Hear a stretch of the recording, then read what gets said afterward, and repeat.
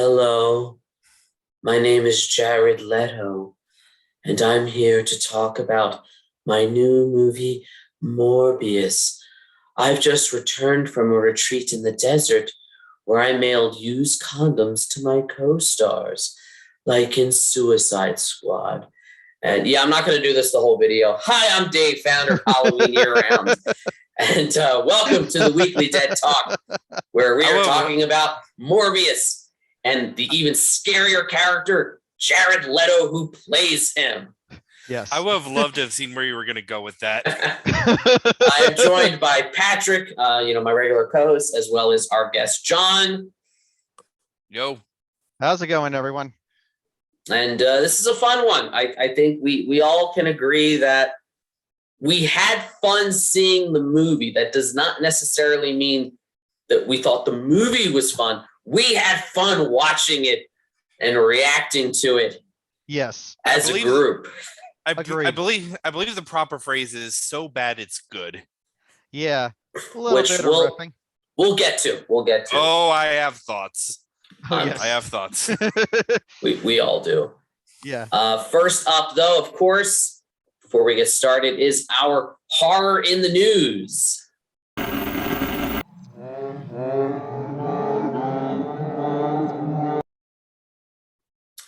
So we're starting off today with some really sad news. As you guys know, last weekend, Taylor Hawkins of the Foo Fighters passed away. We just saw him in Studio 666. He was really funny in that, really talented musician, and apparently really funny comedic actor. So, that was really sad to see. Yes, indeed. It was very tragic to hear that. You guys obviously had a chance to see Studio 666. I have yet to see it, but the Foo Fighters are definitely one of my absolute favorite bands, and I had the opportunity to see them back in 2015 after Dave had broke his leg and was in that Throne of Grohl, and those guys just put on an awesome show. Taylor included. So he meant a lot to you more so as the musician. Yeah, pretty much. I'm not as familiar with the various individual band members of the Foo Fighters, but as a whole, love the band. Phenomenal group as a group, and I did enjoy his acting, like on screen for Studio 666. So it was funny. Yeah. Oh, very very funny. So yeah, it's just a general shock and just very sad to hear. So we hope that we hope that his family is having their time to process everything, and we wish them the very best in these trying times. So there is something interesting that we have on a Kickstarter, a Dead by Daylight board game, which has just been released. Based on the popular is a video game with the same name. It has been very well received, and it appears that it will be fully funded on Kickstarter. So always cool to see some more horror themed board games out there.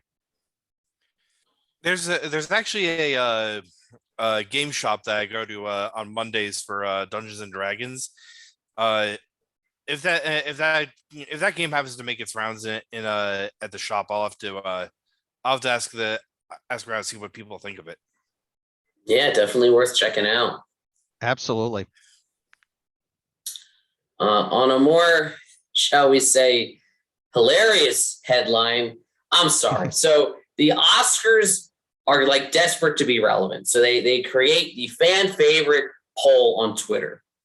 And of course it went to Army of the Dead, a Zack Snyder movie, because Zack Snyder fans are kind of the most powerful on Twitter. They kind of own that platform.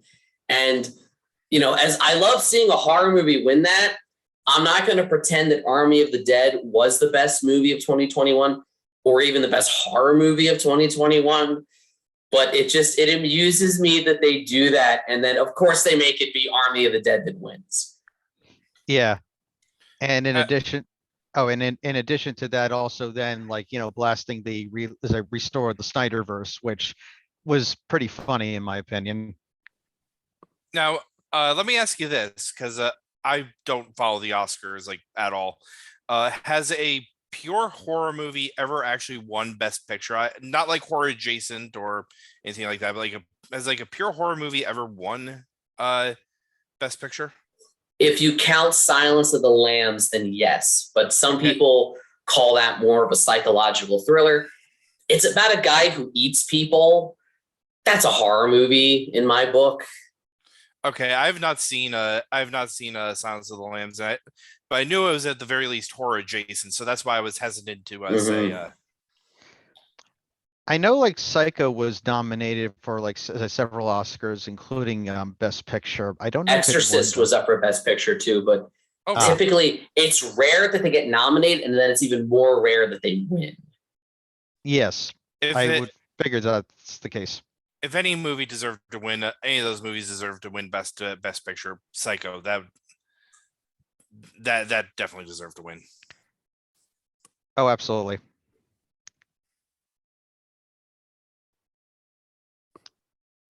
Oh, looks like as it looks like I was just caught in the deadlights there because Welcome to Derry, the It prequel series has been reportedly put into development as a for HBO Max. So currently it's in is a pre-production, or at least Mhm. the initial the concept is. They've announced it. They're working on it. Is it coming out later this year? I think it's still in development, so it's Okay. it's not official. It's just they say that it's in development. That doesn't necessarily mean that it's going to be like, like fully in development. I mean, certain projects get announced and then Yeah. just and then it kind of gets like delayed a little bit. But I know but I know with certain success of various shows and on other streaming services, I know HBO and Warner Media really want to get into competing with the other contenders. So this is a very interesting one because this will be, like I said, a prequel series to it, set in the 1960s, leading up which will be leading up to the events of It Part One. Now, the original director for It Part One and Two, Andy, is it Muschietelli? I think it's Muschietti. Muschietti, thank you. Andy Muschietti is set to be the executive producer for this series. So it'd be really cool to see it. I'm curious and I'm intrigued. So a couple things. Firstly, the original It novel, the time periods were the 1950s and the 1980s when they were adults. So it's interesting to me that it's set during the 60s. So in a weird way, it'll kind of capture the essence of the novel, at least of the first part when they're children. We haven't really had anything like this. We've certainly had adaptations of the book, but this is kind of going off, off the source material. There's a lot you can do. There's a lot you can, unpack with that because, Pennywise, it is a creature that goes dormant for 27 years. So it stands to reason that, yeah, we could, this will pick up in 1962, 27 years before the part one was set in 89. And that every 27 years, something bad happens, he feeds. So yes. I like that there's freedom of, where they can take it. Yes, absolutely. Doesn't that at least get like a passing mention in the book? Oh, that well, the kids that he wakes up every like 27 years and like there's like a log or something that says like it feeds or something like that. So yeah, so in the book, and even in the movies, they do their research and they find that like every 27 years there is some sort of disaster or massacre or tragedy that happens in the town of Derry, Maine, and that it is it. Right. Now, also just as a heads up too, they did change the date in It Part One because it was set in the 80s versus in the book when it was set in the 60s. So it is going to be kind of interesting how they're going to do that. Plus, from what I also read too, this is going to definitely be more of a quote unquote origin story of Pennywise. So I guess like in terms of how his look came to be and like how it, you know, Well, interacted with the various, with the circus as a troop. that's where it loses me a little bit, because in the book he had been going by the clown appearance for many decades, and his origin is, you know, crash landing on Earth from a meteor that traveled through space and time like a million years ago. Mm-hmm. And I feel like they're going to derail from that. And like, that's a cool story. Yeah, like assuming that it did come here millions of years ago, that means every 27 years for like a million years, like you got plenty of stories there that you can tell. Mm-hmm. But I'm intrigued and I'm curious, and I'll watch it. Yeah, I definitely am curious myself. I mean, I definitely love the newer It films as well. I also enjoy the original with Tim Curry, but I have to say I really did love the newer It films. So yeah, I'm looking forward to it as too. Yeah. In other news, Walking Dead has wrapped their final episode Oh of their my god. final season. The day God. has come. We never thought the end of Walking Dead, which, first of all, it's not even the end of Walking Dead, because they got how many spin-offs. I'm sorry. Look, Yeah. I checked out after season 4, and I've not gone back since. You like, I envy you. I envy you. Like I stuck it out to episode 6 of season 9. I'm so sorry. Yeah, wow. I envy you. like there were many points where that show jumped the shark, and the thing that really made me get off the train was Rick's final episode. Like it was a really well done episode. Like it could have been a great send off. He looked like he was gonna die, and then Isn't that where like the helicopter from the screenwriters came to save him, to take him to a potential other spinoff or movie that they still haven't done yet? Yeah. Yep. And like when that was going on, I just thought, you bastards, you had the perfect ending for Rick. Yeah. Can you tell that like, and even before then, like I knew that show was just basically a soap opera with zombies. Good God. Yeah, it's a shame. I mean, I stuck with it, you know, for I think season 2 or 3, and then I just kind of checked out as well. It just I envy you more than Dave. I envy you more than Dave. Yeah. Wow. I mean, like the first season was very fascinating. It was really cool to see. And then like second, third season, I'm like, it's just not as, you know, good as the first one. And just, I'm not like the biggest fan of zombies either. So I kind of, you know, eventually checked out. For me, like a good, like now like Zombieland, for example, love that movie. Oh, that's a great movie. Yeah. Yeah. Like I like the more horror comedy kind of stuff. So like that kept my interest. Shaun of the Dead definitely. Definitely, yes. Yeah. Whereas Walking and Dead did a great job of like doing a more serious take on the zombie genre. I don't know. There's only so much you can tell of that, or like, where does it end? Like, unless like all the survivors die and that just happened to find a cure, and then that. Jumping on one slightly side note, but still related. A while back, I got the complete Walking Dead game for the PS4. At least I completed the first season. Great story, and I'm already partway through the second season. It's just like, oh god, like I don't know why I should care about any of these people. Not only that, but like I hesitate to call it an actual game. Yeah, it's more of an interactive narrative, to be honest, because I played the first season of that myself.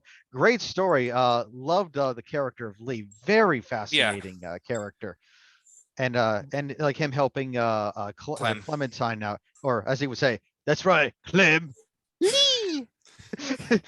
I just love that. Yeah. I like the last like the 5th episode in season 1 was heartbreaking. It really was. And and that kind of gets back to my original problem with The Walking Dead as a whole. Just it takes itself way too seriously. Yep. A shame, but it is what it is. Man, there's another thing I had a lot of thoughts on. Hey, we're happy that you provide some unique insight Yeah. into this Hmm. series, The Walking Dead that never ends. Yeah.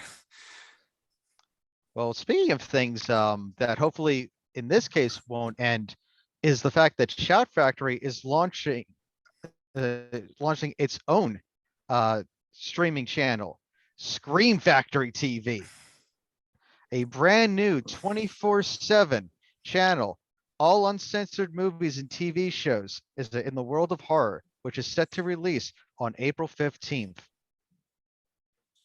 That I'm actually really excited about because it means more horror content. Right now you've got Yes. Shudder as kind of, they were the kind of the only horror specific streaming service. Yep. And now there's competition. There's multiple ones, and that means that they're all going to be vying to put out new stuff. Yeah, absolutely. Like for example, Screambox, for example, one that I don't know as much about, but when I heard the announcement of Freddy's Nightmares being put on to there, I'm like, okay, that's cool. I'll definitely need to check it out because I love Nightmare on Elm Street, and I would definitely like to check that uh, as a horror series, because it has Robert Englund in it as the Mhm. host, so that's always cool. Yeah. So, also from the world of indie horror, the Never Hike Alone 2 Indiegogo campaign we talked about last week only has 2 weeks left now. It's Mhm. definitely a cool one to check out and support. Jason Voorhees is sadly tied up in legal limbo right now. So, this is it. This is the only Jason content that we can get. So, definitely Yeah. check that out, support it. There'll be a link in the description. And I'd love to watch and maybe even review it on this channel. That would be really cool. And like I said, we love as a fan-based content. We love fan-based horror and definitely fan-based horror as a movies and films. So yeah, I definitely want to check it out too. Mhm. And speaking of other things you should check out, is Rift Tracks Live coming very soon to a theater near you, as their Kickstarter will be wrapping up by the time of this video's post. They have successfully funded their Kickstarter campaign of the return of Swamp Thing, and I'm definitely looking forward to checking it out. It's going to be a lot of fun, a lot of great laughs, and I believe that the current release date of it is still in August of this year. So definitely got to check it out for all you fans of Mystery Science Theater and newcomers alike. You know, it's the original cast as a cast with Bill Corbett as a and as a Michael J. Nelson and all those good as a cool as a cats. So The one thing that can make a so bad it's good movie better is seeing it with friends so that you can make fun of it. yes, absolutely. So, thank you, John. That's actually the perfect segue to Morbius. Which, to be fair, first things first. Major spoilers. If you haven't seen Morbius yet, or if you don't care, go watch it, then come back here. Absolutely. I'm gonna start off with this. Morbius was not so bad it's good. Mhm. It was not bad outright. It was so average. It was so meh Yeah. that it didn't even register as so bad it's good. Like, a so bad it's good movie would have been more entertaining to laugh at. But this was just Yeah. I think I liked it the least out of all of us. I thought it was both simultaneously too long and too short. There were too many characters and not enough characters, and it felt like acts 1 and 3 were good length, but act 2 was probably should have been double.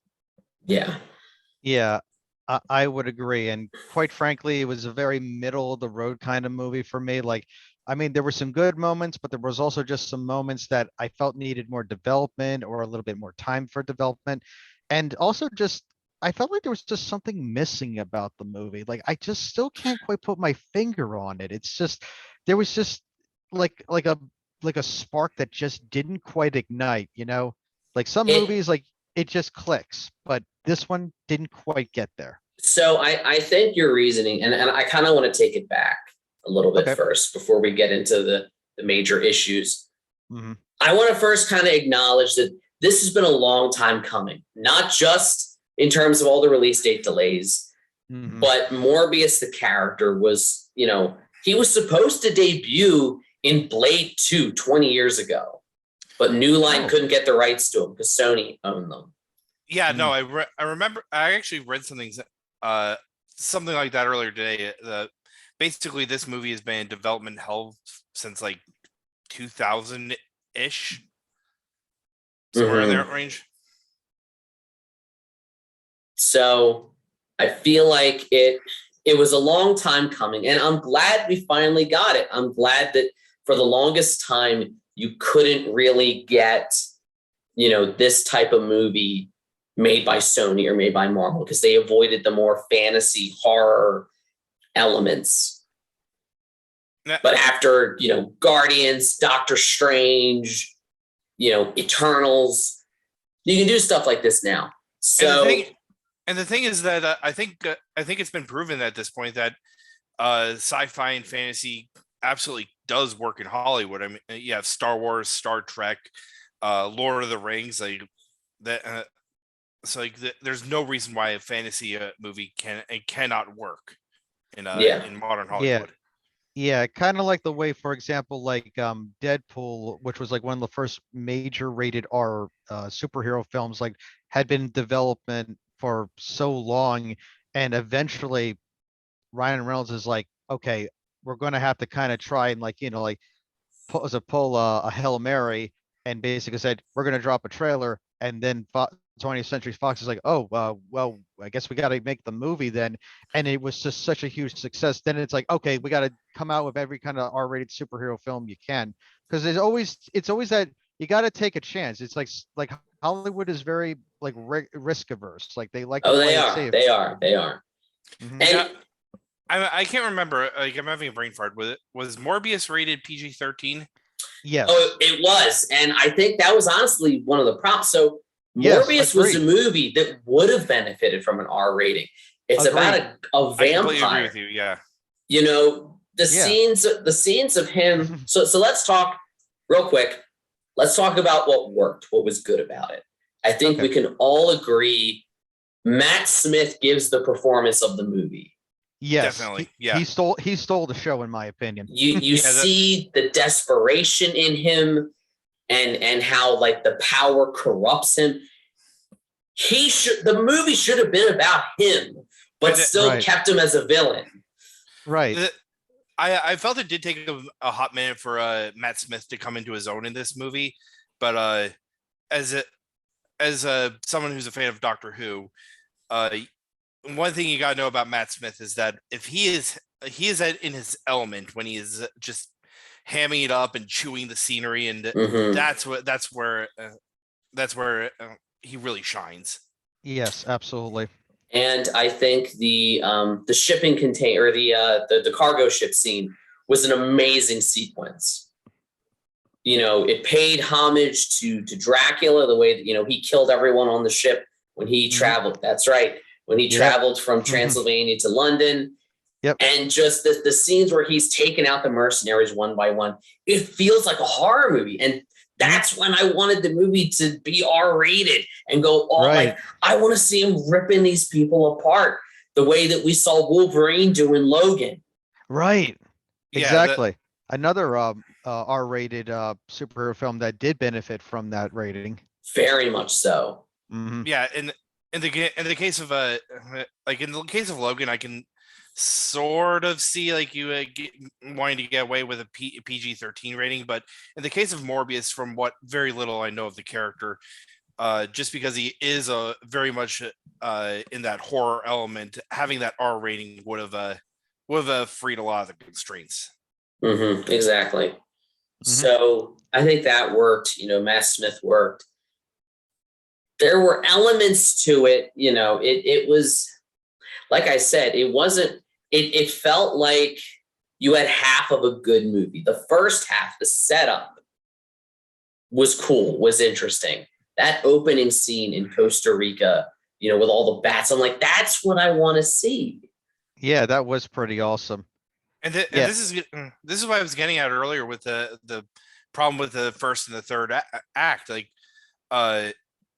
just as an example, probably one of the most perfect origin story superhero movies is Sam Raimi's original Spider-Man movie. Yes. Agreed. Like a first act, first act you have Peter Parker you establish who he is. He gets his powers at the end of the first act. The second villain, and as well as Peter coming to terms with his new powers. And the third act is the big showdown. And it works really well, but unfortunately with Morbius, you have that first act set up, you have that third act showdown, not too much of that middle act, and I think you need that third act for the all important payoff. Yeah. Second act, yeah. Yeah, I think this movie needed at least a few rewrites, like, especially for like to add a little bit more meat to the second act. Agreed.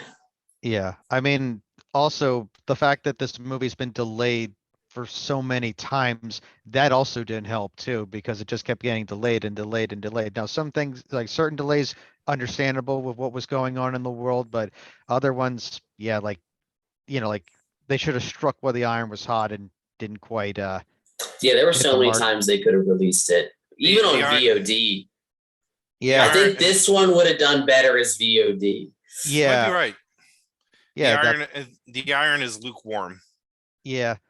Yeah, like I said in our reaction video, like I would have been happy just seeing it as a rental, at my own home, versus just, going to a theater. I mean, there were certain scenes like in the IMAX that were really cool, like especially the final showdown was very impressive, especially with all the bats surrounding the character of Morbius and how he was using to fight off the character of Milo, Matt Smith's character. And I'm like, wow, that was really cool to see. But I mean, I could have just saw it at a regular theater and I would have been just as impressed. So I just think that, again, this is a movie that really should have been rated R to really get that monster horror. And I mean, if we're talking things that didn't work, and this is really surprising, why is Jared Leto, a dude who is normally kind of a creep, why was he so dull and boring as a vampire? Yeah. Like he was just flat the whole time.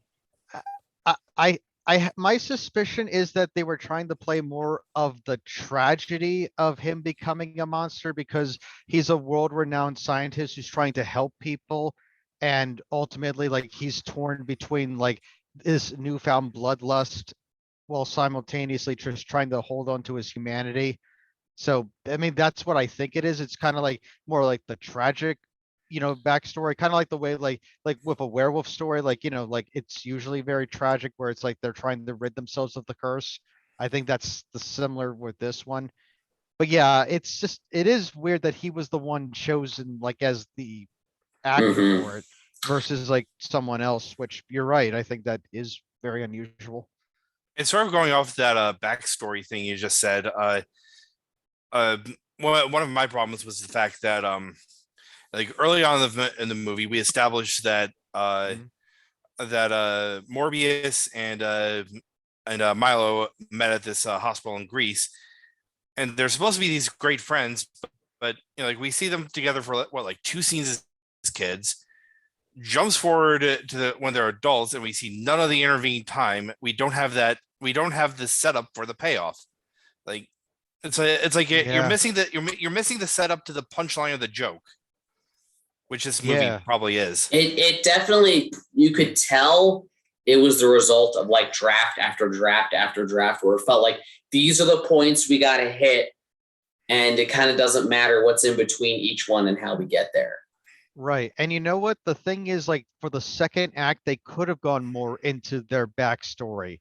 Like, as, or even just sprinkled it a little bit throughout act 1 and 2. That would have worked a lot better, especially like maybe you could have had Jared Leto's Morbius kind of contemplating, like, while he's going through the transformations, like maybe like a memory that he had of as a Milo, something like that, that could have helped him to, snap him back into reality. I guess to sort of compare to compare it to something that did, in my opinion, well, Guardians of the Galaxy, the first Guardians of the Galaxy movie. To be fair, the plot of that movie is nothing really special, but they at least gave each of the main Guardians time in the sun to really showcase themselves. You got some backstory sprinkled throughout. I never felt like I was lost in it. Everything made sense. Whereas like I said, Guardians, they had that all important setup and the payoff. Whereas Morbius, I just didn't feel like they had either of those for the backstory. Mhm. Yeah. It- Sorry, just to add one other quick thing too. Even like, for example, like the cassette tape from Guardians of the Galaxy, like how important like that, like, how that Walkman was to Star-Lord, like that gets like, mentioned like, like every so often, not like enough to like, be like, okay, we get it, but more or less the connection between him and his mother who was dying of cancer. Mhm. Like that was the emotional, like, like that was the emotional crux that, we see her in the very beginning of the movie, and then we see her near the very end when he's like, trying to, stop Ronan the Accuser. And it's just, that's what worked. Whereas like you don't really have that in Morbius. You don't have that emotional like setup and payoff there. he didn't really have much of an arc. I mean, we see that he's trying to find a cure.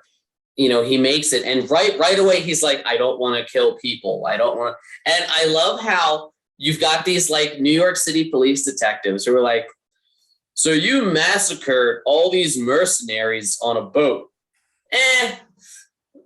Like they're not interested in, like, they're like, look, these were hired guns. Nobody cares about them.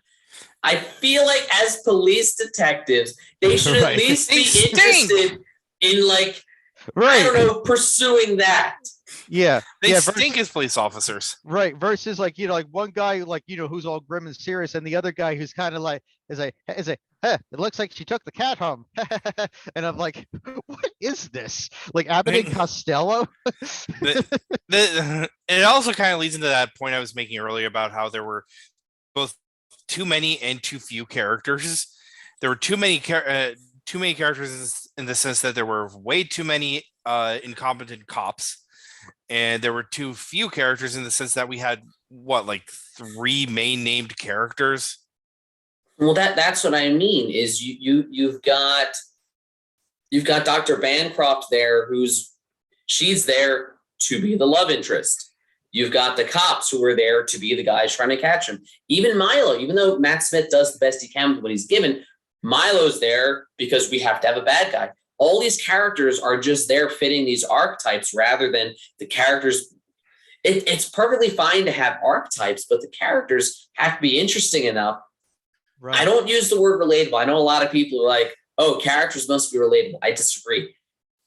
Characters can be interesting even if you don't necessarily relate to them. They at least have to be interesting to watch, and none of them were. This is kind of a Yes. philosophy I have when creating player characters in Dungeons and Dragons. You don't necessarily have to create the perfect, most powerful character. You just have to create an interesting one. Exactly. I've played one of my favorite D&D characters I ever played. He had a low wisdom score, so I just played him as lacking in common sense, and that made for some really good in-game moments. I'm sure it did. So this is all stuff that I think the writers of Morbius could use. It was a movie that clearly, now to talk big picture, Sony needs to give Marvel the reins. And I say that as someone who is very anti-monopoly, but clearly, I know people liked Venom. I'm not the biggest fan of those movies. I think they were better than Morbius. Oh God, yes. Oh, absolutely. I overall, I felt that the Venom films were much more entertaining than Morbius. I mean, say what you will about the writing, the characters were interesting. Eddie Like Tom Brock is Hardy. interesting, Yes. and Tom Hardy plays both roles. It's a fun movie. It's interesting to watch. Yes, exactly. Clearly, now we're getting into major spoilers, which I know we've already warned. Yes. Clearly, they're going towards doing kind of their own cinematic universe type thing. Yeah. which is just wow. Like, Pulling yeah. Vulture from the MCU. Yes. You know, how far off are we from a movie that has the trio crossover of Venom, Morbius, and Vulture? And not only that, but other characters too, since we do have Electro as well, like he can be easily reintroduced too. I Mhm. mean, I have a funny feeling that this was just just a stepping stone to the Sinister Six movie. That's what Sony's been talking about for a long time, and I have a very funny feeling that they're finally starting to do it. It's just they weren't able to have like the full rights to Spider-Man because they have like now this unique like joint custody between them and That's the perfect way to phrase it. Joint custody of Yeah. Spider. yeah. Which, And- if they want to collect their villains and then maybe do that Spider-Man movie with Marvel, but with Mhm. Morbius, Vulture, Venom, that's fine. But you've got to let them be villains. And it's something that really annoyed me. Yeah, I love Matt Smith in this, but was this character even necessary? I wanted Morbius to be the one doing that.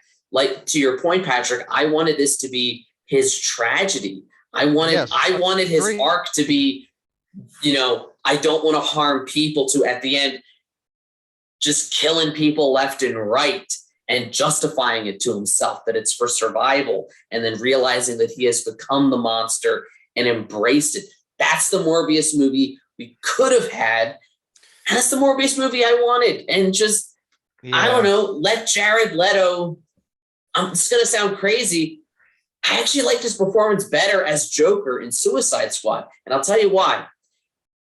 It was one of the worst performances I've ever seen, but bold, creative choices were made. And even though I completely disagreed with those choices, he went somewhere with it. he went for an aesthetic, if you will. He Yeah. did. This Yes. performance felt like no choices were made at all. Yeah. I mean, like, what was he? What was he going for? Just like tortured mad scientist. I think partly that. I think partly like the aloof genius too, a little bit. Yeah. But If I wanted that, I would just read the book Frankenstein. Yeah, that's a good point. And yeah, it's just I felt like at this point, like just trying to figure out his morality, it was kind of a vote by committee kind of thing versus just let the writers really play up, or really let them explore the character from the comics and really just go for it. Like be bold, be creative. exactly. Give it an R rating because Deadpool showed that it can work. Logan showed that it can work. Does it work? Go for a full. I mean, Blade. Blade the original Blade is incredible. I mean, Wesley Snipes was awesome as the main character of Blade. We needed that in Morbius. We needed that dark edge to really sell that point and really and then just cut the strings off, let Jared Leto go full method on it. I think that would have worked. I hope we still get that one day. At least the Blade Morbius showdown in the MCU. Maybe, I know they've cast Mahershala Ali to be Blade. Mm-hmm. Would have been cooler. Like I said, I love the Wesley Snipes movies too. I love pointing to those movies when people are like, "Oh, Deadpool was the first R-rated Marvel movie." No, it wasn't. Go watch Blade. Yes. Or even when they say, Black Panther was, the first, black comic book character to get his own movie. Go watch Blade. Blade is that dark horse that everyone seems to forget about from way back when, that actually was a lot of first people forget that it was. Because I think people don't realize it was a Marvel movie. Yeah, I think you're right. I think that might have been like before the MCU really became the juggernaut that it is. Well, I mean, it was it was 1998. It predated. Okay. It predated the first Sam Raimi Spider-Man and the first Fox X-Men movie. Yeah, that's right. And it just kind of existed in its own little thing. And like I said, at the time they wanted Morbius and Blade too, but Sony had bought the rights to Spider-Man, and they weren't going to let New Line have it. On the subject of Jared Leto or Leto or however the hell you pronounce his name, uh, do you think, serious question, do you think he's ever going to get a role in a superhero movie again? Because we had the failure of the Suicide Squad, we have the current failure of Morbius, plus like all of the bizarre method acting choices he's made, like with those movies. Like, do you think he's going to get a shot at redemption? It's a good question. I know that we've certainly had other actors go for that and it work out. You know, Chris Evans went from Human Torch to Captain America. Yes. You know, Michael B. Jordan, he also a Human Torch to Killmonger. Certainly Ryan Reynolds from sucky Deadpool to suckier Green Lantern to good Deadpool. Yes. So it does happen. You know, Halle Berry from Storm to the Catwoman movie we don't talk about, back to cool Storm again. Yeah. In Days of Future Past. So yes. It does happen. And the thing is, Jared Leto, he's a good actor. He's an Oscar winner. Just crazy as all get out. Yeah. I mean so's Nicolas Cage. He's not on that level. Fair. But at the same time, though, it's also awesome to see Nicolas Cage, like, you know, coming back into his own. If anything, like, you know, he's gotten a big resurgence in his career recently with, you know, several independent horror films, as well as like that new upcoming the incredible Weight of Massive Talent or something like that. Yes, that's the one. And maybe that's what Jared Leto needs, is maybe he needs to do more in, because he was really good in what was it called? The Little Things from last year with Denzel Washington and Rami Malek. Great little, you know, gritty crime thriller that nobody saw. You know, it came out in January on HBO Max. But so he's a good actor when I think he has the right pieces. I think that blockbusters don't work for him. You know, it's the smaller movies. It's, you know, he won his best supporting actor Oscar for an indie film, for Dallas Buyers Club. So he's an actor that I think is great when he's used right. And I think that the big budget comic book movies just don't know how to use him right. I think that might be the bizarre method acting. I'm sure that's part of it. I'm sure there's a version he gave of Morbius that had the director known what he was doing, they could have cut it together to be very different. And for the record, I'm not saying that's the only reason. I'm just saying I can't imagine, like, with the stories that came out of the Suicide Squad, I can't imagine that did not have an impact. Yeah. Actually, what's a shame is I think, like, if a Guillermo del Toro stepped in to do like an R-rated Morbius movie, it would have been phenomenal. Oh, that would have been amazing. I would agree. Yes. Like, I assume that you guys have seen the Del Toro Hellboy movies. Absolutely. Mm-hmm. Yeah. He also did Blade too. He's done a Marvel vampire movie before. Like, yes, exactly. Like, there's a guy who knows monsters. Like, better than anyone. He knows when a monster is human, and he knows when humans are the real monsters. All right, so I think we've beaten on Morbius like his schoolyard bullies long enough.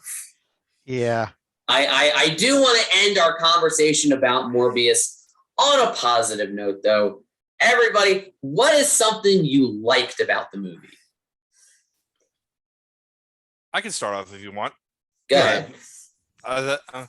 Thank you. I'm going back to Matt Smith because, like I said, I'm a Doctor Who fan, and like I said earlier, if you let Matt Smith ham it up, you're going to be in for a memorable ride. Mm-hmm. When like I said, it does take a minute for him to get there, but once he does get to that over the top chewing the scenery stage, that's when he really shines. All right, how about you, Patrick? I also two things. One, I agree completely with Matt Smith. I I felt that he just stole the show overall, just incredible performance and was just, very entertaining to see on screen, especially like, when he was slowly but surely like, becoming more and more powerful and more confident to the point where he was just toying with Jared Leto's Morbius. I mean, like some of that was just incredible. And Mhm. I'll also like I really can't think of like a solid acting moment per se, but you know, I got to give it to the visual department team, especially for the final act of the movie with all the bats surrounding him and how he's using it in order Yes. to, like, that was incredible. I loved seeing that. That was a larger than life moment that was just very cool to see. And I wish we could have had like more of those kinds of pieces. I mean, like, you had the scene with him, like, like floating along the side of the subway car. That was very interesting. I thought that was a very cool idea. I just wish there would have been like a little bit more development of like, him discovering his powers and just like really starting to utilize more of that stuff. I Mhm. understand it's an origin story, but a little bit more, I think, connection with that. And maybe if there could have been more with the love interest and how she might have even have been more afraid of him, the more and more he was starting to become that monster, I think really could have helped to like rise it up a little bit more. But like I said, as a compliment, the visuals and Matt Smith for sure. And then, like as I mentioned before, two scenes really stood out to me. The whole sequence at the cargo ship where he just kills everybody, and then the opening scene in the jungle of Costa Rica, when he slices his hand and gets all the Oh bats to yeah. come. Oh yeah. Both of those sequences, from a horror perspective, were directed with suspense. They were cool, they were creepy, and they were indicators that we can have horror in the Marvel universe, proper horror. And maybe this is that stepping stone to, we do this, then we get Doctor Strange in the Multiverse of Madness. Then maybe they do play up Blade in the MCU as straight up horror, and then it allows for that genre to move in and have its place in Marvel. I hope that'll be the case. And I actually would love to see that. So let us Yeah, know what you thought. Leave us a comment. And of course, as always, before we end our show, we've dealt with vampires, but now we have to go to zombies and skeletons with Patrick's Movies from the Crypt.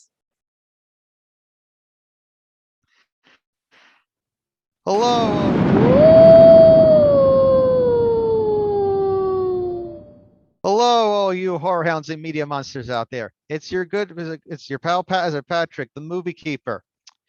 Is it bringing out some tasty physical releases for you from the film graveyard? So up first, we got VHS 94 from 2021 from our good pals at Shudder. Great Uh, movie. One yeah. of the best Shudder originals of last year. It's Mhm. an anthology, different segments. Yep. Don't want to give too much away about it. I've watched it like 5 times. All I will say is Hail Ratma. Yeah. And you can be hailing him on April the 5th. This week. Yeah, yep, that's right. coming up. Yeah. Awesome. Also, it's very awesome too, and this was a very unique surprise. The Dark Knight of the Scarecrow 2, a movie, is a sequel 40 years in the making. Uh, is it originally from 1981, and a direct-to-video sequel, written and directed by original screenwriter J.D. Is it Fleischerson? I believe that's right. It's cool to see you get Yeah. these random sequels decades later. I'm glad it's from the guy who wrote the original. The Yes. original, I believe it was a TV movie, and it has Yes. that like kind of low budget, fun slasher. It's not trying to be anything other than what it is, and it goes for it. And Uh, scarecrows are such a pivotal symbol of like fall and Halloween, and it's surprising we don't have more horror movies based around them because they're creepy as hell. Because the Scarecrow does walk at midnight. And And for me, it would be interesting because sometimes you get someone like me who goes to see one of these decades later sequels, not realizing it was a sequel, and that's always an interesting experience if you're on that end of the spectrum. absolutely. Well, thank you from our pals at VCI Entertainment for helping to distribute this film, and the Scarecrow will be walking towards you on May 10th. And speaking of farmhouse settings, X, one of A my movie favorites. we are very familiar with, and if you watch this channel, you are very familiar with it too. So we have a release date for it. Yes, we finally do have a release date from A24 for May 24th. All So right. this vintage 70s adult slasher, one of the best of 2022 thus far, is one we're definitely looking forward to, and hopefully you all are looking forward to it too. And speaking of other great horror films, Malignant from 2021. My man Gabriel. Yeah, I remember seeing the previews for that, and it did look interesting. So that is the movie that should have won the Oscars fan favorite on Twitter, because it is much better than Army of the Dead. I like Army of the Dead, don't get me wrong.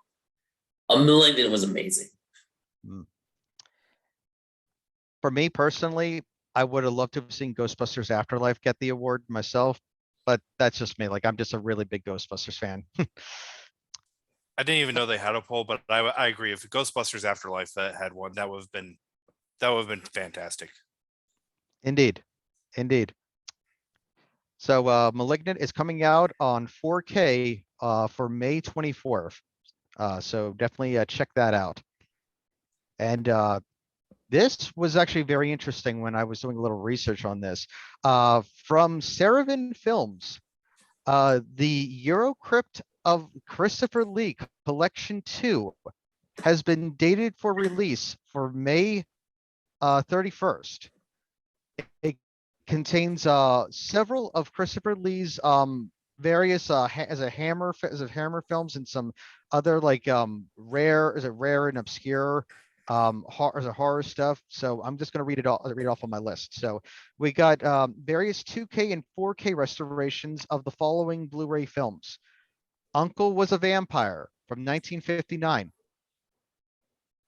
The Secret of the Red Orchid from 1962, Dark Places from 1974, Dracula and Son, both director's cut and US version from 1976 and 79 respectively, and Murderer Story from 1989.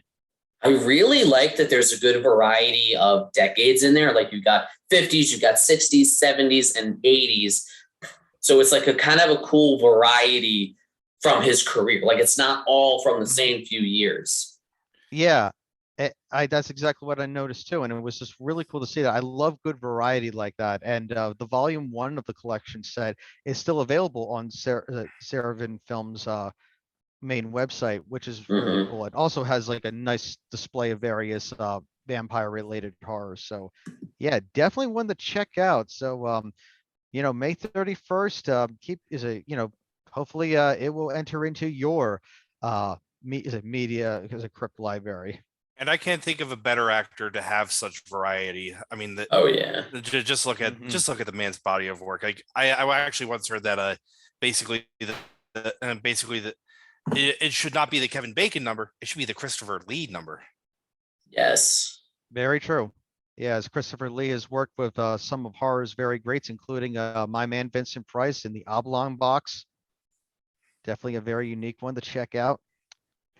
And what's also a very unique checkout, and this is very cool, from Vinegar Syndrome, Hard Rock Zombies from 1985.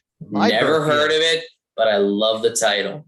Oh yeah, and a very, very rocking zombies. Yeah. Why do I have the distinct feeling that this would be like a zombie nightmare situation where they inexplicably is low budget, but they somehow manage to get these really high, like well-known metal songs. I think this is along those lines. I think it's also like along the lines of Black Roses, which was actually a fairly recent Joe Bob as an episode from his That Valentine's Day special. that was a fun watch. Yes, it was absolutely. I think it's along those lines because the movie synopsis for it is a group of punk rockers trying to make a name for themselves wind up in a small town where they are killed by cultists, but are then resurrected as rockin' zombies. If that's not is it pure grade A entertainment? I don't know what is. Oh, Especially in the I horror love it. genre. I love it just based on the description. All right. Well, lucky for you guys, it's available for purchase right now. All right. Maybe we'll Yeah. check that one out and even do it on this channel. Awesome. Very awesome. And speaking of other unique horror too, we have a very unique horror piece from our film distributor Full Moon Horror from 1979, Giallo in Venice, also known as Gore in Venice. It's the most Italian title I've ever heard. Yes, very much so. And and from what I did with research, it's considered one of the most horror slash gory giallo films of its kind. Color me intrigued. Yes. Man, you want to talk about a country that takes genres and then just cranks them up to 11. Like it sounds like the Italy's doing that with horror. They definitely did it with the spaghetti western. Italians Oh, know yeah. how to make genre movies. Indeed. Yes. And it's always very cool to see these kinds of films. So like, definitely want to check out because I remember I was actually watching some of The Night Evelyn Came from the Grave. Trailer wise it's goofy, but when you actually watch it in its original Italian, it can be pretty sinister. I'm not gonna lie, especially Mhm. like the opening scene. It is pretty. It can get a bit intense. So yeah, they definitely Well, that take could their just be horror. that. It sounds like the localization that there could have been a bit of a culprit. Yeah, that and also like I think they might have revealed like one very big scene where like an actual skeleton with a red wig, like floating towards them, and I'm like, that's like so goofy and over the top. I gotta check it out. So, speaking of, since we're talking about like various genre films and especially those of the past, we have a 1941 classic of Dr. Jekyll and Mr. Hyde Ooh, from Warner Archive. Based on the classic Robert Louis Stevenson novel of The Strange Case of Dr. Jekyll and Mr. Hyde. This horror classic will be making its way to you this this Halloween of 2022. Release date. Can't wait to see it. Definitely.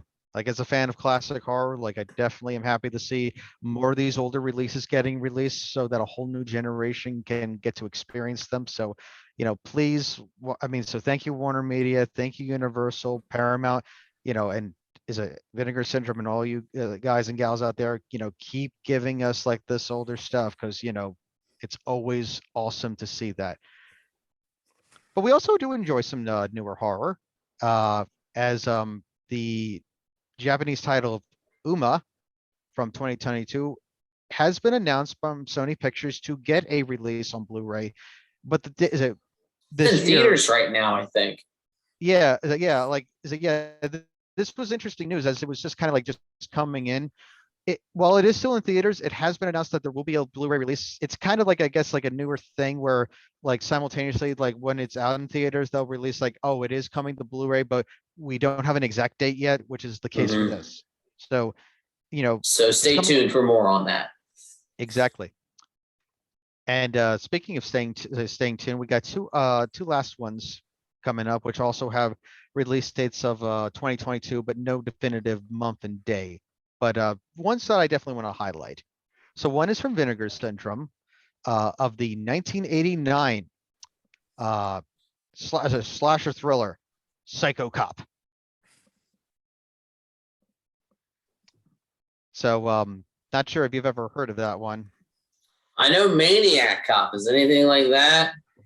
I think it's in that same genre. I mean, horror has very unique subgenres in it. So like, you have your classic slasher villains, you have your, you know, other ones. So like, like the camp counselor killer, your cop, is it cop killer? I think has there been like a fireman killer? Has there ever been like one of those slashers? It wouldn't Good surprise me if question. there is. I'm sure there's got to be one from like from the 70s or 80s. If But you know of one, leave it in the comments and we'll watch it. yes, yes, please do. And our last one from Seravan Films, coming out later in 2022 of this year, is Jess Franco's Faceless from 1987. And this one, I definitely want to read the notes for this one. This film will be presented for the first time with an all-new 4K transfer from the original masters at this year's Texas Frightmare Weekend. And it will be Always coming wanted to go Blu-ray. there. Mm. One day we'll go there and do a video there. One day.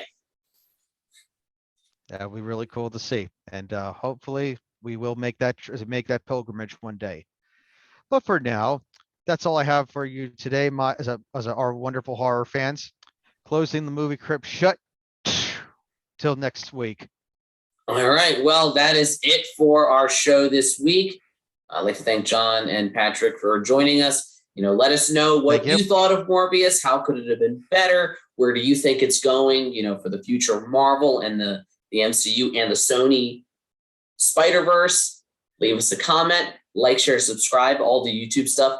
If you don't, you may end up stuck with Morbius, not Morbius the vampire, stuck in a lame movie like Morbius.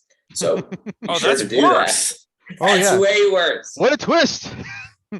So that's worse because if it was just a vampire, I know the vampire weaknesses. I could handle that. Exactly. I would just go outside and get a stick. So thank you for coming to our weekly Dead Talk. My name is Dave, and as always, every day is Halloween. And this is your pal Patrick saying, thank you very much. Continue to watch horror films, keep America strong, and thank you for watching. And I'm John, and I wish the good doctor from Dracula was there to drive a stake through Morbius.